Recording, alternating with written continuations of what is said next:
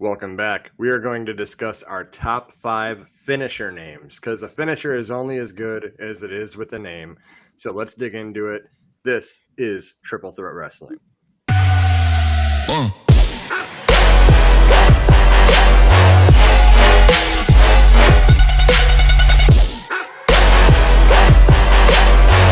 Welcome back to the Triple Threat Wrestling Podcast. If you are new here, be sure to subscribe. We drop daily wrestling content.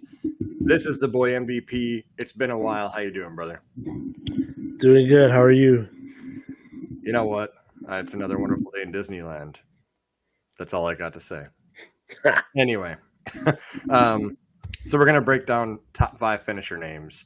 I'm excited for this one because there's so many good ones, and I'm really excited to go through and see if you picked any of the same ones I did. So let's dig right into it.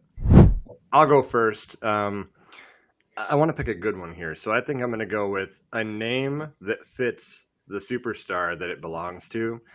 If your name is Bret the Hitman Hart, it is only a good thing to have a finisher named the Sharpshooter. So the Sharpshooter is a great hold, first of all, and I think he was taught that move by Conan, if I'm not mistaken. I think Conan did, and he puts it on so good. Bret Hart was always so good technically in the ring, and it looks like a painful move. And just the name of it, the Sharpshooter, you're the hitman. Like, it just fits so well together. And I mean, it looks so vicious too, because even in WrestleMania 13, when he went up against Austin and he sunk that in there, it just looked like Austin was in excruciating pain. And it's just a great hold. It's a great finisher. It's a great name. I think he had a match with Mr. Perfect. I think they were both laying down on the ground and he was putting it on. Oh, yeah. Yeah, I remember that. Yeah, it's like, dude, you're on the ground. You're putting it on the ground. You're putting it on. And he did it. Yeah, for sure. Yeah, but Sharpshooter, number 1 wrestling name for me. I'm going to have to counter you by saying number 1 wrestling move for me, name, is the Scorpion Deathlock. Yeah. A little bit of competition. Which is the original name of the move, originated in Japan as the Scorpion Deathlock, and it was adopted by Sting, whose character it was tailor-made for. Yeah. So for all the above reasons, I mean, it wasn't expertly applied by Sting like Bret Hart. If anything, it was in between like Bret Hart and then like what The Rock does. Yeah, that's a really funky one to put on. Yeah. And I think Shawn Michaels, when he does it, it's like backwards. He puts it on a different way, but all right, you say backwards.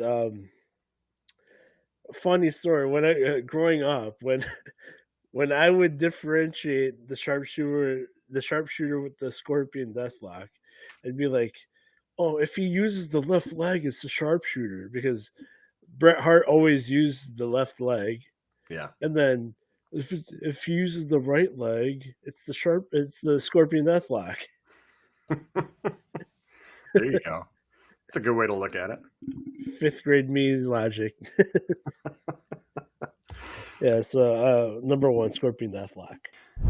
All right, number 2 for me is going to be another name that fits the superstar just absolutely perfect. Razor Ramon has the Razor's Edge.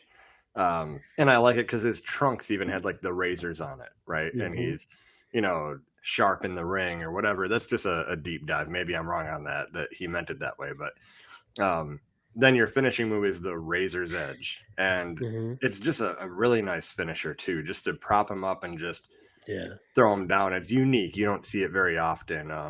Damian Priest has been doing it, but, it's perfected by Razor Ramon. And having it be called the Razor's Edge is just perfect. It's just like the Sharpshooter with Bret Hart, the Hitman. The Razor's Edge with Razor Ramon is awesome. So that's what I'm going with.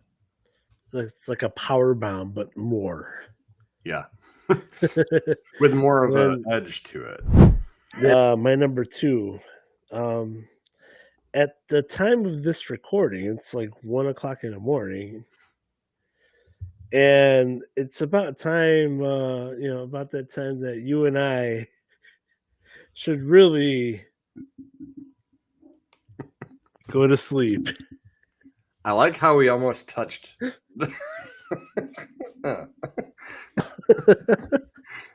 Yeah. Go to sleep. So this move where you hold them up, fireman's carry, lift them up, and on the way down, he hits your knee with his face. Yeah.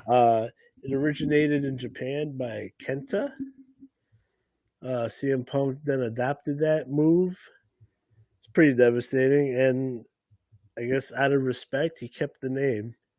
So go to sleep, the GTS. That's And my his number 2. body's going to thank him later in his career because he's not doing a move that's so impactful to his body, like a leg drop every night for 30 years. Yeah. Compresses your spine. So it's a good move that's safe for you to do over and over again. But it does look devastating because as soon as the knee hits you in the face, it's like a concussion, instant concussion. I think he was talking about like his match with Seth Rollins on the Netflix debut of Raw, where he's like, I owe a bunch of people an apology for using the GTS because this is my first time ever getting hit with it, and it sucks.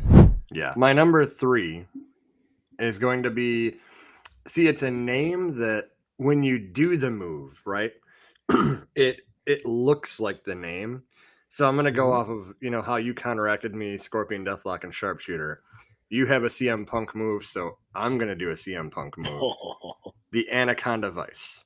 And the Anaconda Vice, just the way he wraps around their head and their arms and all that, it looks like an anaconda wrapping around you. And it's devastating, and it's a really good submission hold. I mean, he's won matches with it. He's retained titles with that move. Great move. And the intensity he shows in his face, it's like an anaconda ready to strike. So Anaconda Vice, just the vice grip. It's an anaconda just wrapping around you. Beautiful name. I'm going Anaconda Vice. My number 3, most of the time when you're trying to see this guy, you can't.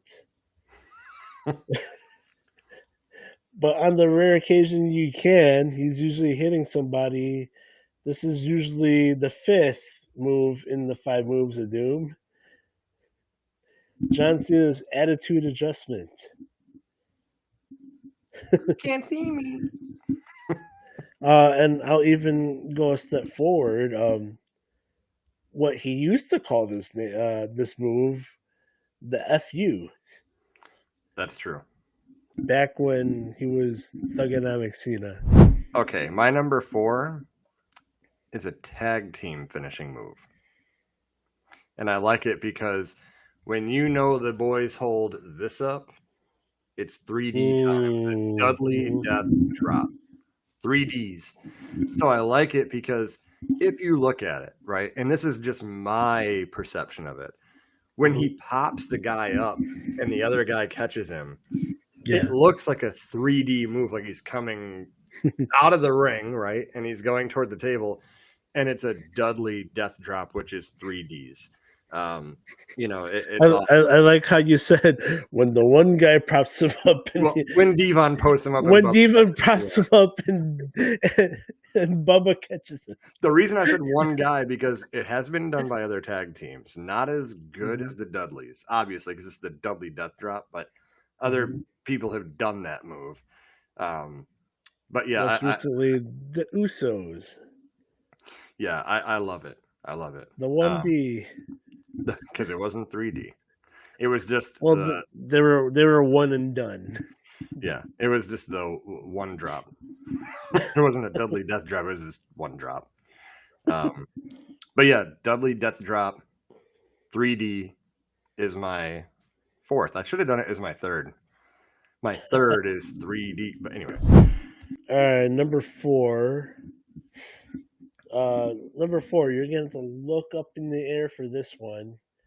It's when Montez Ford just jumps so high in the air with his frog splash and comes down from the heavens. I like it. I like the setup on that one. Nice job. It, especially when he does, like, he just jumps so high, and that move name is so fitting for it. From the heavens. He just My number 5. This does not reflect the views of this podcast, but throwback to American History X. You have oh yes. the curb stomp, Go which bite is the curb, bite the yep, curb. like the curb.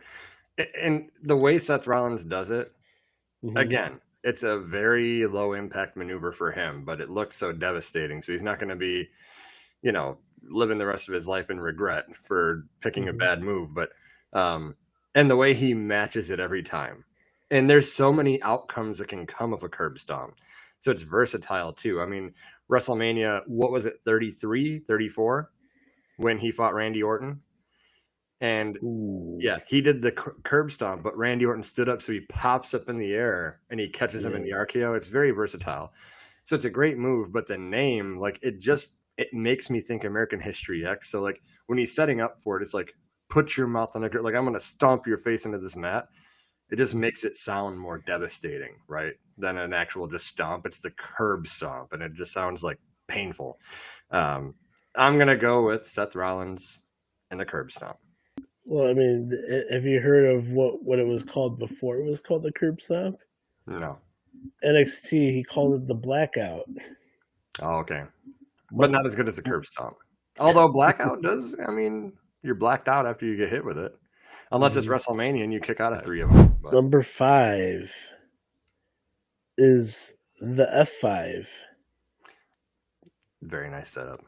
Damn Brock it. Lesnar's finishing maneuver, and perfectly named because when he does it, the guy flies away like he's in an F5 tornado.